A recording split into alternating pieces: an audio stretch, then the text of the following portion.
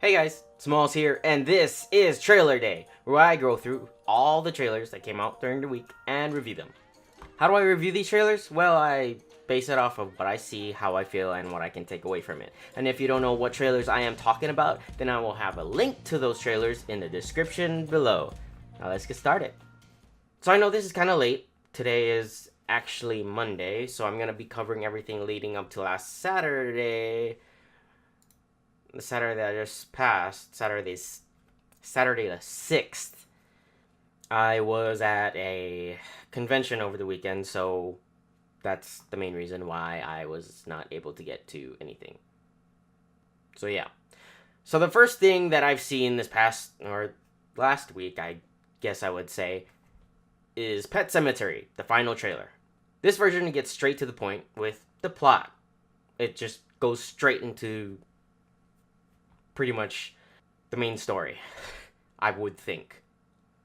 It reveals new stuff, but feels like it didn't reveal much, considering that I guess the previous trailer was already quite revealing. I know it reveals the plot, and that's the main sort of reveal, but it feels like they did hold back, which is still kind of good, considering that the movie just came out, this past weekend. The rising tension builds this trailer well, and despite coming out, or this past weekend, this trailer did well. Maybe better than the previous trailers, in my opinion. So I give Pet Sematary final trailer an A. So next we have the Dead Don't Die trailer, starring Adam Driver and Bill Murray as cops during a zombie takeover. It also has a pretty big ensemble cast, and it's a zombie comedy closely akin to the feel of Shaun of the Dead versus Zombieland. A lot of this looks cheap and low budget. I mean, there's not like CG or anything or super high end visuals. It just looks like straight up zombie makeup, and that's probably the most that they've spent on visual effects or special effects. Humor is average. The film as a whole may be funnier, and overall this looks alright. The stellar cast makes the film a lot more promising and fun, but so far this looks almost like a B movie in my opinion. So I give The Dead Don't Die a B. Next, we have Shaun the Sheep movie, Farmageddon trailer. And it's claymation. Aside from the movie trailer narrator guy, there was no dialogue.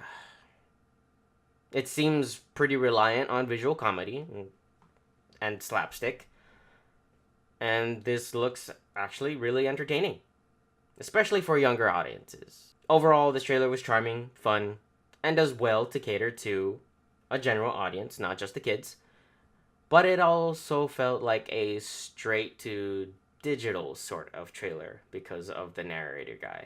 But it wasn't bad, it wasn't terrible. So I give Shaun the Sheep movie, Farmageddon, a B. Next we have Extremely Wicked, Shockingly Evil, and Vile, trailer number 2. First of all, I didn't know this was Netflix affiliated, but now I know. Now we know. This version shows how I expected the movie to be, a suspense drama that is driven by a stellar performance by Zac Efron. There's a tense, eerie vibe from this trailer, which I didn't get from the last one.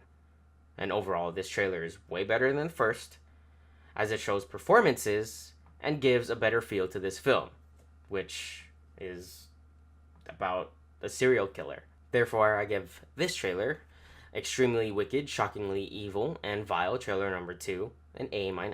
Next, we have Avengers Endgame Special look. This is probably the most revealing out of all the Avengers Endgame trailers. And honestly, if you want to go into Endgame without any more trailers or potential spoilers, you don't have to watch this trailer. Actually, I would recommend not watching this trailer anyway. Not that this trailer was bad, it's just that this trailer has shown too much. In my honest opinion. This was a quick trailer, almost like a TV spot. It was like just over a minute.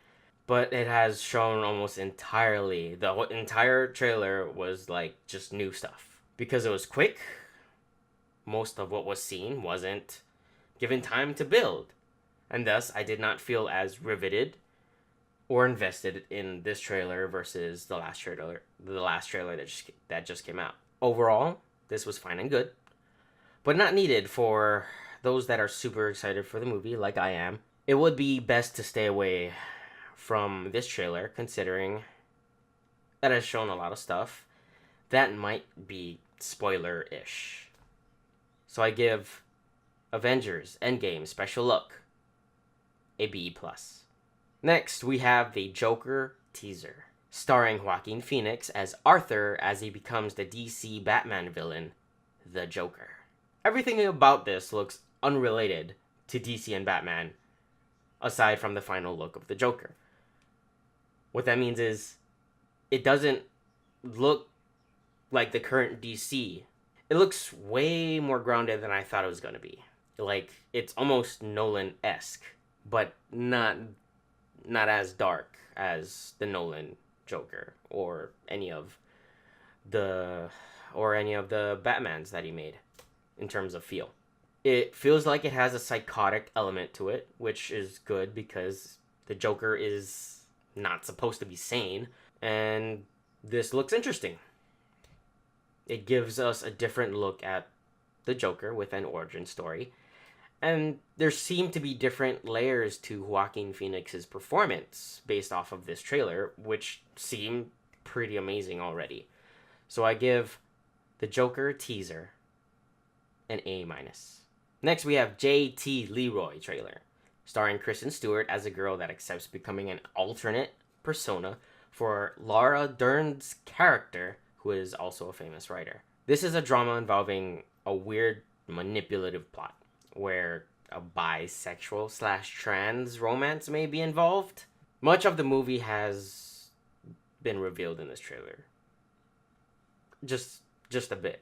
Like, you kind of know what's going on, and there's shots of, just the weird, intimate stuff. Overall, this looks okay, but hardly anything to interest me. And Kristen Stewart looks like the same acting plank mannequin as usual. That's just my take. I give JT Leroy trailer a B-. Last this past week, we have My Spy trailer, starring Dave Bautista as a failing CIA agent and is caught by a little girl that wants to be a spy. This trailer feels like a B-level family movie, action movie, that would go straight to digital. This also looks like Bautista's equivalent to The Rock's Tooth Fairy. Honestly though, this doesn't look terrible, as it has some charm and good family-friendly humor, but it doesn't feel like a serious movie. And I feel like Dave Bautista has acted better, considering that you can see some of Bautista's acting flaws in this trailer. And it's sort of stiff. But this seems fine. It seems like a fun film to take the family to over the weekend. Therefore, I give My Spy trailer a B-. So that has been it for this past week's trailer day. If you like this video, then feel free to like it. If you didn't, then you can do whatever the hell you want. And if you really like my content, then feel free to subscribe, because I got more coming. So, thank you again for watching. And until next time, I'll see you later.